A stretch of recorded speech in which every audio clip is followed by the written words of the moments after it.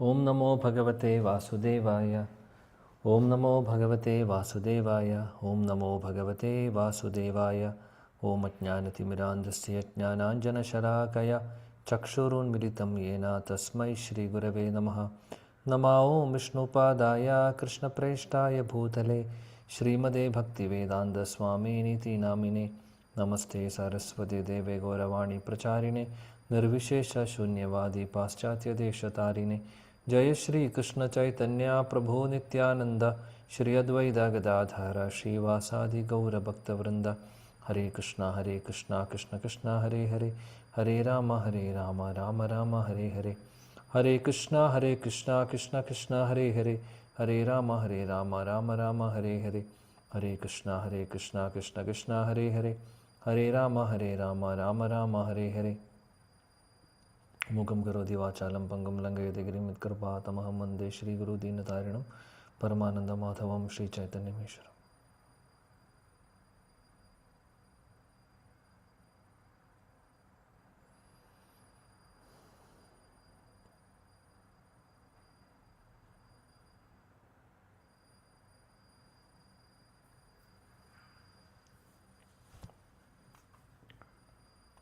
Hare Krishna, dear devotees. I would like to welcome all of you for our study of Sri Bhagavad Gita.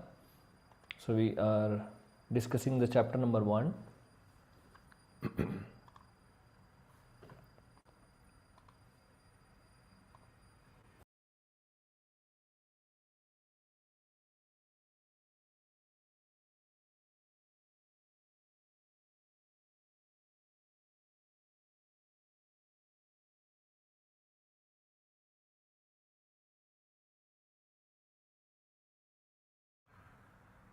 I will share the screen.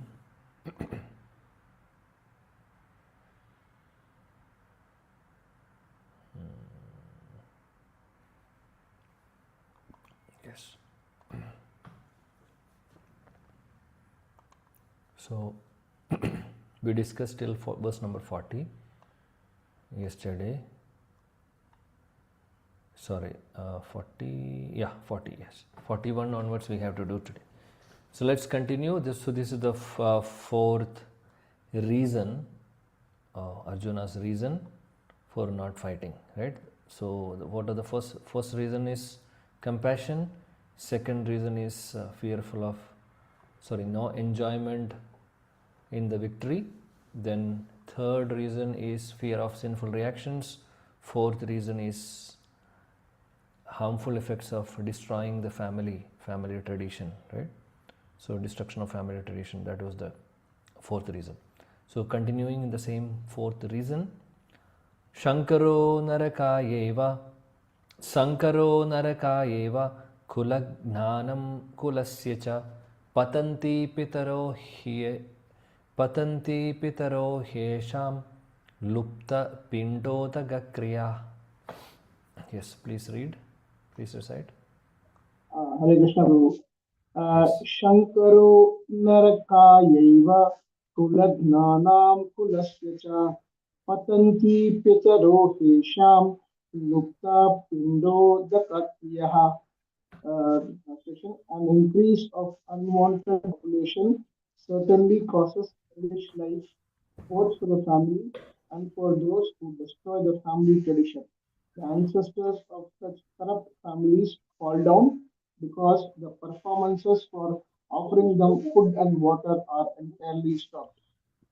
Thank you, Prabhu. So here,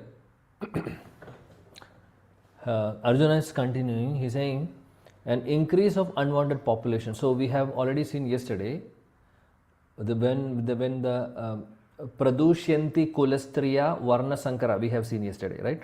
Women when become polluted, then there will be unwanted progeny.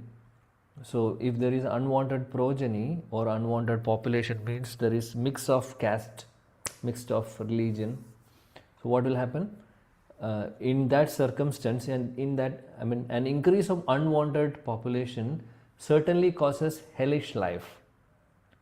So hellish life for the family and there is a destruction of family tradition.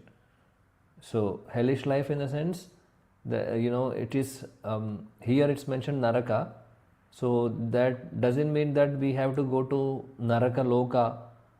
There will be similar, life. The life will not be smooth. It will be having lot of problems. So a lot of problems and a lot of misunderstandings, and so a lot of mismatch. So we say that's in hellish life, right? So in that context it is mentioned. So because of the unwanted population, there will be hellish life for the family, and there will be destruction of family tradition. That's the first point. Then second point, the ancestors of such corrupt families fall down because the performances for offering them food and water are entirely stopped. So this is basically the Pindadan. I hope all of you are aware about it, that we do Pinda offerings, or Shraddha offerings of food and water to our forefathers, right? As per the tradition, what we do generally in our, in our religion, correct? So there will be fall down for the forefathers means because there will not be any performances of samskaras like Pindadana or any kind of samskaras. So these are the samskaras mentioned in the Shastras, which generally people have to perform to have a peaceful life. So there are, I believe, there are 16 samskaras mentioned in the Shastras, and it begins from Garbhadana samskara. So Garbhadana samskara means to, if we are aspiring to have a child, there is a process called Garbhadana samskara. So before conceiving the child, both husband and wife has to do should do some tapasya, some austerities they have to take.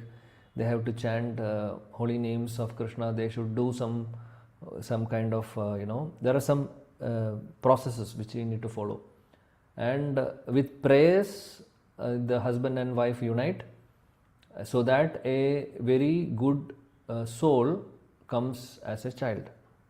So that is the entire process of the significance of Garbhadana samskara. So basically the husband and wife is inviting a good soul in the sense a devotee soul, as our child.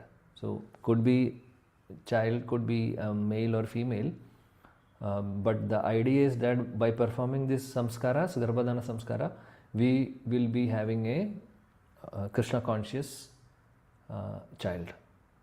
So the samskara begins from there. So that's the first samskara, Garbhadana. Then there are different processes. When the child is born, then there is like anna. We have anna. We are giving first grains to the child. That's the samskara is there. Then Upanayana samskara, Brahmanical thread samskara, if he is belonging to Brahmana family, or if he is not belonging to Brahmana family, then samskara will be there. The child will be going to Gurukul, and from the Guru maybe he will be getting the Brahmana thread. So like that there are different samskaras, and it ends with the Pindadana samskara. So there are multiple samskaras mentioned in the Shastras. So all these samskaras are given in the Shastras for our gradual spiritual development. So if we are doing Garbhadana samskara before begetting a child, that child will be following all the principles, because naturally the child will be, if he or she is a devotee child, then naturally they will have all the good qualities. So slowly, gradually, when they grow also, they will follow all the principles, and they will be having a proper life. So that's one samskara. Likewise, this Pindadana is also one samskara, which we generally do. And here Arjuna is saying that if the ancestors are corrupt, then there will not be, proper Pindadana samskara. Such kind of samskaras will not be there, and there could be fall down for the ancestors. So ancestors, if they are not getting, such kind of offerings, then they may not be getting a proper position, because we know, that again, please don't get carried away by this. We should not think that okay, some of our ancestors will be somewhere, because we don't know what is happening now. Our ancestors, maybe some would have, if they are devotees, they would have gone back to Krishna. Some of them would not have gone back to Krishna, so they will be somewhere in the material world only. Maybe they may have a different body, we don't know. Whether they are having human body also, we don't know. If not, there is a place for all the Pitras, I mean for forefathers. There is a heavenly, we can say upper planetary system, there is a planet actually for those people who have not got a proper body, in the sense if they have not gone back to Godhead, or if they are not got a proper what to say body to perform bhakti, so they may go to some temporary places, and there they will wait for all these kind of samskaras and pindas, and once they are getting the required spiritual credits, they will be getting some promotion, so these things are actually required. So when we do pindadana samskara, when we do shraddha ceremony, shraddha is basically we are offering the food to Vishnu, and that offered food of Vishnu as prasada is offering to the forefathers. So through that process, basically we are offering prasada to our forefathers, which is actually helping that particular forefather, or we can say particular body, particular soul, to get some spiritual credits. So with that spiritual credits, they will gradually uplift, they will get advancement. So that is why it is required for all of us to perform this kind of it's not just a ritual, by the way. So then we may think that is it really required to do ritual? But Shastra says, Bhagavatam says, if we are a pure devotee, we don't have to do any kind of samskaras, because a devotee, if there is a devotee in a family, and all the family members, including the generations, the coming generations and the past generations, all of them are getting spiritual credits because of the presence of one devotee, one pure devotee in the family. So for a pure devotee, these samskaras are, especially this Shraddha and all, generally not very much applicable. But for normal people like us, or conditioned souls, or those who are practitioners, until we get to that purified stage, we will have to perform all these samskaras, and that will help the forefathers. So Shraddha ceremony generally we do, we also do, though we are practicing Krishna consciousness to that point when that is so. But what kind of Shraddha ceremony we should do is not just do some ritual. We have to properly do it, in the sense it is mentioned also that it is not the matter of doing some kind of rituals, but main thing is that if we can do a nice Hare Krishna kirtan, or nice kirtan, and invite a pure devotee to our home, and request that devotee to speak Harikatha, and hear from that devotee, serve that devotee, give some charity to the devotee, give some dakshina to that pure devotee, and do kirtan, Harikatha and such things, and invite other devotees and people to our home and give them prasadam, Krishna prasadam. That process will give credits to the forefathers, and that credits is the actual credit, spiritual credit, what they are going to get. So this is what we need to do as a samskara for the forefathers on that particular day of if our father or your parents or our grandfathers who have already departed, on that particular Tithi we do this kind of pinda, right? Pindadana, or we can say Shraddha. So actual Shraddha ceremony is not just performing some rituals. Actual Shraddha ceremony is inviting a pure devotee to your home and hear Harikatha from them and serve them nicely and do kirtan. This is how we can do. This is the best way of doing Shraddha. So that will definitely give spiritual credits for the departed soul, and they will get upliftment. If they have not, for example, if they are, and whatever credits, whatever things we are doing as part of Shraddha ceremony, then that credit will go to that particular soul, and they will be uplifted gradually, So this is something which we can always think. So to satisfy our relatives, maybe we can do the ritual, whatever they say. But additionally, as a we we have to do something, Hari Kirtan and Hari Katha, and invite a pure devotee, and also possibly give some nice dakshina and invite others also, and having satsang in our home. This is what we need to do. That will give, that is the actual credit of what they are going to get, not through the rituals. But rituals we can do to satisfy our relatives, because they may not understand what we are doing. Hari Kirtan and Hari Katha and those things, they will not understand the value. So to make others happy, we can do other things. So we generally, I do now, because my father has departed 5 years back. So still continue the Shraddha. So this normal ritual also do. Parallelly we do nice other things like what I said. So that is more important anyway. So the point is that now Arjuna is basically here talking about general Pindadan. So he is saying that if there is a family destruction, or tradition destruction, then there will not be a proper Pindadan or such kind of samskaras. It will not be good. He is saying that the forefathers will not be getting benefits. So Prabhupada mentions in the purport, according to the rules and regulations of fruitive activities, there is need to offer, see whatever we said now, according to the rules and regulations of fruitive activities, this fruitive activities is basically talking about the Karmakandic section. Karmakandi section means, Karmakanda means those sections of Shastras which tells about do this particular activity, you will get some benefit or profit. That is called as Karmakanda section. Do some activity, get the results. So those part of Shastras, rules and regulations of fruitive activities of Karma, or we can say Karmakandic section of the Shastras, it is mentioned in such places that there is a need to offer periodical food and water to the forefathers. So this is nothing but Shraddha. And this offering is performed by the worship of Vishnu. This is very important. So basically there should be worship of Vishnu, and because eating of remnants of food offered to Vishnu can deliver one free from all kind of sinful reactions. So Pindadan should be an offering to Vishnu, and that prasadam should be offered to the forefathers.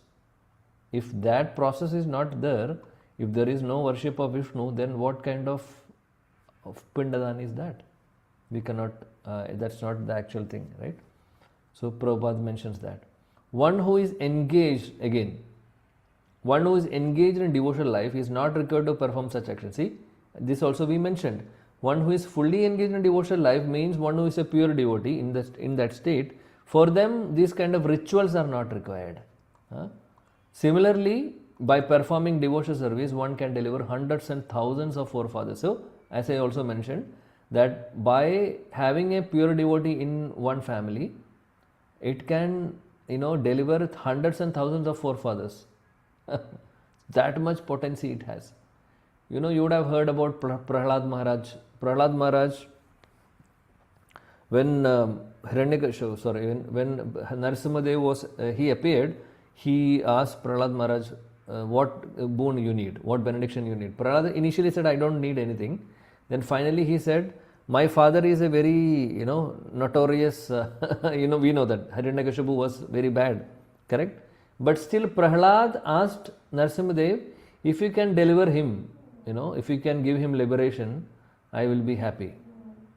Even though Hiranyakashipu had done all the nefarious things to Prahlad, to kill Prahlad, to kill his own son, troubled Prahlad in all the ways actually. But still Prahlad, the son Prahlad, 5-year-old boy, he is praying to Narasimhadev for the liberation of his father, departed father. So Narasimhadev that time said, Prahlada, you don't have to worry about these things. Not only your father, 21 generations, I have been delivered already. Because of you, because you are a pure devotee. You are my very dear devotee. Because of you, many generations in your dynasty, in your families, all of them are delivered. So you don't worry about any of these things, he said. So that is the power of a devotee. So the point is that if we are properly practicing Krishna consciousness, if we are becoming or practicing pure bhakti in our life, that is beneficial for not only those who are now living with us, definitely for it is beneficial for the entire family. Not only me, wife or children, we are not talking about our spouse and children, we are talking about even our parents, our relatives, all of them are getting directly or indirectly benefited by our practice of bhakti. But not only them, those who have departed, even the forefathers, they are also getting benefited. So this devotional life is so powerful. This devotional service or bhakti is very, very powerful. So we should adopt that. That is the proper medicine actually for everything. Now, next verse 42. Dosher ete kulagnanam varna sankara karakai utsadyante jati dharma kula dharmascha shashvata. Yeah, please go ahead. Hare Krishna Prabhu. Doshairete kula gnanam varna shankara karakai utsadyante jati dharma kula dharma cha shashvata. Translation: by the evil deeds of those who destroy the family tradition and thus give rise to unwanted children, all kind of community projects and family welfare activities are devastated. Hare Krishna. Thank you. Devastated. Hare Krishna. Yeah, so now here it's mentioned about by destroying the family tradition. Then we already mentioned before also there will be unwanted varna sankara karakai, unwanted population or children, we can say, or progenies, and all kinds of family welfare activities and community related things. Everything will be devastated because there is a mix of different cultures. So the proper family traditions, everything will be destroyed. Utsan, that is Arjuna is saying all this. Utsanna kula dharmanam manushyanam janardana narake niyatam vaso bhavatiti anushruma. Hare Krishna Hare Prabhuji.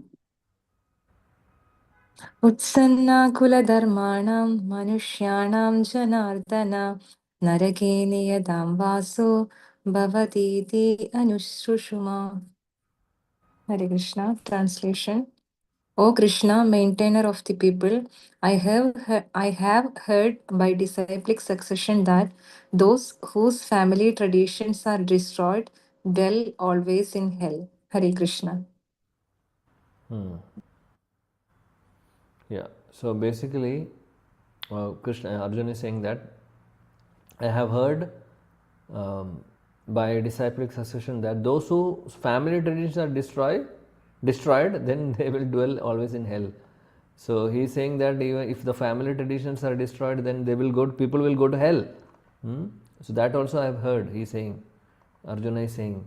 So we can understand from all this explanation, Arjuna is trying to say that if there is a destruction of dynasty, there will be destruction of dynasty. There will be all the family traditions will stop, and there will be irreligion, and irreligion will be increasing. Women will become polluted. There will be unwanted progeny by the mixture of different castes. Then he says there will be hellish life for those who destroy the family traditions, and all forefathers, they will fall down because they are deprived of pindadana, and all community or welfare projects or welfare activities are destroyed by all this varna sankara. This is what he is saying in all these verses. In the last few verses we have now just explained. Kulakshaya, family tradition stops, irreligion increases, women will become polluted, unwanted progeny, there is hellish life, who destroy the family, those who destroy the family traditions, forefathers fall down deprived of pindadana, then all the community projects or welfare activities are destroyed. So basically these are the verses from Arjuna's explanation from verse number 39 to 43. So the entire 39 to 43 is being mentioned in this chart. Okay, right from Kulakshaya to Utsadyante Jati Dharma Kula Dharma. This is the last verse which we discussed here. Yeah, so up to 42. In the 43 is saying that if the family traditions are destroyed, that will be, that will lead to, those people, those will, and they will dwell in hell, in the sense, will be having hellish life basically.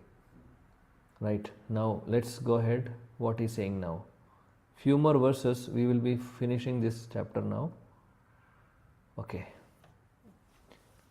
Ahobata mahat papam kartum vyavastita vayam yad rajya sukha lobhena hantum swajanam udyatah.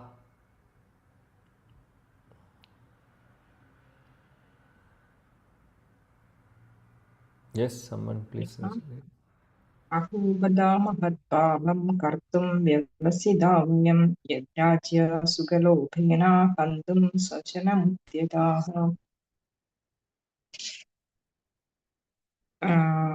Alas, how strange it is that we are preparing to commit greatly sinful acts driven by the desire to enjoy royal happiness.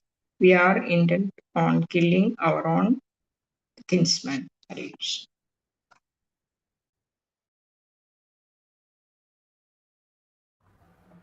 Arjuna is saying, alas, how strange is that we are preparing to commit greatly sinful acts. He is saying that we are going to, commit a great sin, driven by the desire to enjoy royal happiness. We are intent on killing our own kinsmen. So Arjuna is again giving the same reason, saying that we are desiring for some royal enjoyment, and we are intending to kill our own people. What kind of sin we are going to do? Alas, he is saying, aho, he is saying, alas. He is actually criticizing himself.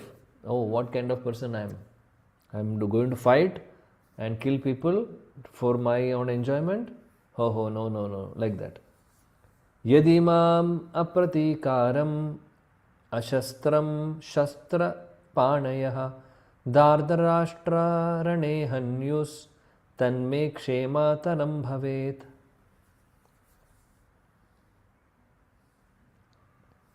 Hare Krishna. Yadi amam aparat atikaram asastram shastra paneyaha dhritarashtrarane hayunus hanyus tanme shema taram bhavet. Translation. Better for me if the sons of Dhritarashtra, weapons in hand, were to kill me unarmed and unresting on the battlefield. Yadi mam apratikaram ashastram shastrapanaya. So he is saying that better for me is if the sons of Dhritarashtra, means the Duryodhana and party, and having their weapons in the hand, if they can kill me, I will be unarmed. I don't mind. I will not take any weapon. I am ready to be killed by them. I don't have any problem. That is better than I killing them. Arjuna is thinking in this way now. And now Sanjay is telling, we know that everything started with Dhritarashtra's question on the first verse of the chapter, and Sanjay started answering, correct? Now Sanjay is concluding now this chapter by saying, Sanjayo Vacha, let's see what he says. Evam utvarjuna sankhye radopasta upavishat vishrija sasharam chapam shoga samvigna manasaha. Yes. Hare Krishna.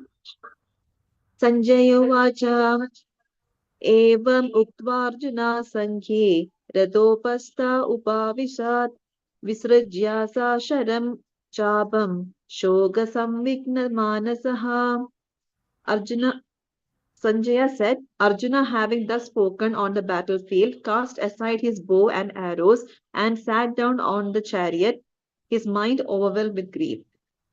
Hare Krishna. So now Sanjay said, Arjuna having, so all this were, all the, what is happening in the battlefield, Arjuna's conversation to Krishna, Sanjaya was explaining to Dhritarashtra. So he is saying, now having spoken this, Arjuna spoken on the battlefield, he put aside his bow and arrows. Arjuna put aside his bow and arrow and sat down in the chariot. And he said, I will not fight. This is what he said to Krishna. And his mind overwhelmed with grief. So like that Sanjaya said. Prabhupada mentions one nice point in the purport, that a kind and soft-hearted person in devotional service of the Lord is fit to receive self-knowledge.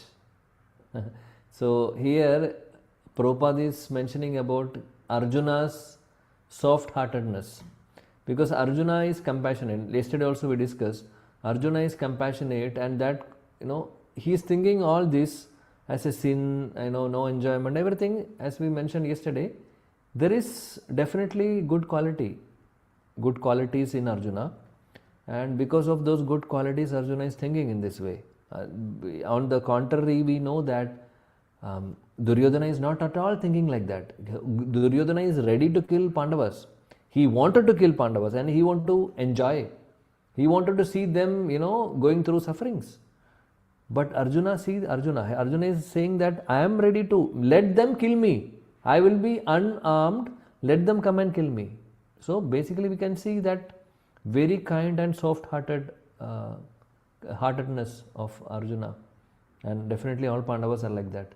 So Prabhupada mentions that this soft-hearted, this kind and soft-hearted person in devotional service is fit to receive knowledge. So now Prabhupada's point is that this is the sign of a devotee, because such only devotees will have soft-heartedness. They will be kind and soft-hearted, and they are fit to receive spiritual knowledge. Now self-knowledge means here, knowledge about self means basically that is part of spiritual knowledge. Understanding who are we, what is our connection with Krishna, all this, that's called self-knowledge.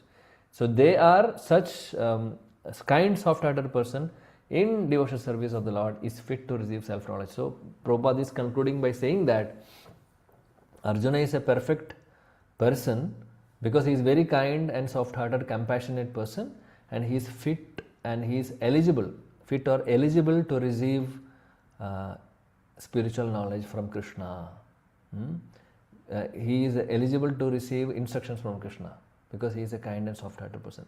If we are a hard-hearted person, whatever we say, whatever spiritual knowledge or any spiritual or transcendent knowledge anybody is sharing to that person, it will not go into their heart because their heart is so hard or they are not kind. So such people cannot digest spiritual topics.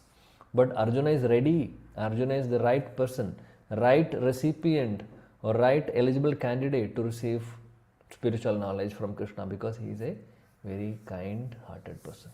That's the point of Prabhupada. Okay. What are they? What is this? Okay, this is, by the way, these are for my, when I teach Bhakti Shastri, I sometimes use this slide, not every time, sometimes I used to. So some group exercises were planned. Anyway, that's all. Srila Prabhupada ki jai.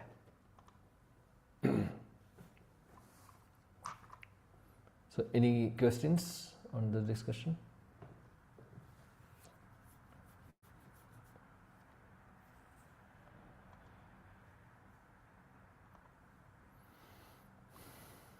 Anybody has anything to ask or share, please?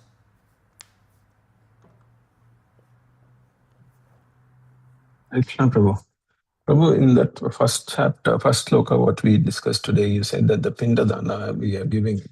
So you said there are 16, I forgot the word, 16 times we need to do that. Yeah, So why samskaras. here? Yeah, samskaras. So why Pindadana is considered is it Pindadana is considered the supreme? Why that was so explicitly mentioned in this sloka, Prabhu? So you said that when they want to have a baby, they do the other Garbhadana. So that also you said it is really good to give a new baby with a good knowledge and all. Yeah, Garbhadana is most important because everything begins from there. Yes. Garbhadana samskara even devotees follows, by the way. All devotees are following. So this is very important. In our devotee community, Garbhadana samskara is being followed very, very nicely. So those practicing husband and wives, they will do this practice. They will do this samskara. So basically, there are before coming into contact, they have to follow some things. Basically, chanting of Hare Krishna Mahamantra and some kind of vows we take, and we invite a good soul into into their life. So basically, that is the process. And even after conception, also after conceiving the child, also there are process like the mother, the pregnant lady, mother will be reading Bhagavatam, chanting Hare Krishna Mahamantra. So that will give spiritual consciousness to the baby in the womb. So that will help them. So there are so many processes being mentioned. And finally, when the child comes out, definitely the soul will be good. I mean, it will be, if you are inviting a proper Atma to as a child, definitely that qualities will be there. Along with that, during the pregnancy or 9 months of carrying the baby in the womb, if the mother and father are practicing Krishna consciousness nicely, and that spiritual potency also will be going to the child. So when the child comes out, definitely we can understand, see the differences. They will be picking up Krishna consciousness from the childhood very easily. They will have natural inclination to bhakti. So all these qualities we can see. We have so many examples in our Abu Dhabi also. So like that, those who have practiced. So Garbhadana samskara generally devotees follow. Pindadana also to an extent, as I mentioned, we do, but not as a ritual, but as a inviting a brahmana or a pure devotee to our home and hear from them, giving some charity in the sense dakshina, inviting devotees to have prasada. Like for example, if we are during our shraddha, fathers or forefathers shraddha day, we can conduct a nice satsang in our home, have harikatha, have kirtan in our home, and invite different devotees to our home and give them nice prasadam. That spiritual credit will go to the forefathers. So this is very important. That generally devotees follow. And in between also there are other samskaras. I think I'm not sure numbers because it's basically coming under the Karma Kanda section. But Karma Kanda section is not very important for devotees. But the point is that even those there are some samskaras. These samskaras can be spiritualized, and if you are using it in a proper way, even that is beneficial for the devotees, like Garbhadana and also for the Pindadana. So these two samskaras generally we do. And in between also there are many. I think some like Anna Prashna and so many things are there. So some we follow, but not in the with the desire of getting something, some profit or like the other materialistic people do. They are doing with a different intention. Our intention is different. So our goal is different. Our goal is basically bhakti, right? So to facilitate that, we perform all these samskaras, but not for any material benefit or something. But others, those who don't follow Krishna consciousness, they also may be doing some kind of samskaras like that, like this. Maybe not properly like we do. We follow keeping Krishna in the center. They do by having some, intention of getting some profit or some benediction, some blessings, material benedictions. So that is the difference. So yeah, Prabhu. Yeah, okay, Prabhu. My thing was like why Pindadana was so specifically mentioned Yeah. rather than Garbhadana. That Okay. was So, that purpose. Pindadana mentioned here because Arjuna was telling about forefathers, because there will be family tradition, destruction of family traditions. No, so basically we are unwanted progeny. Forget about Garbhadana, because already he talked about unwanted population. So there is no conception of Garbhadana samskara there, because there is a mixture of different castes and different people, right? So definitely the progenies are not good, mixed, and so definitely that will when they grow, there is no following of scriptures, right? That will result in completely avoiding all kind of samskaras, and finally it is affecting those who have already departed also. So not only this generation, all the generation, the previous generations are also getting affected if we are not doing the things properly. Getting? So that is what Arjuna is saying. Those who have departed before, they also will get affected because of the problems. Now what we come across. That is why he specifically mentioned about Pindadana. It is not only destruction for the current generation and for the future, even for those the previous generation also it is not helping. That is why he is specifically mentioning. Okay, Prabhu? Okay, bro. Hare Krishna, bro. Yeah. Yes. Anything?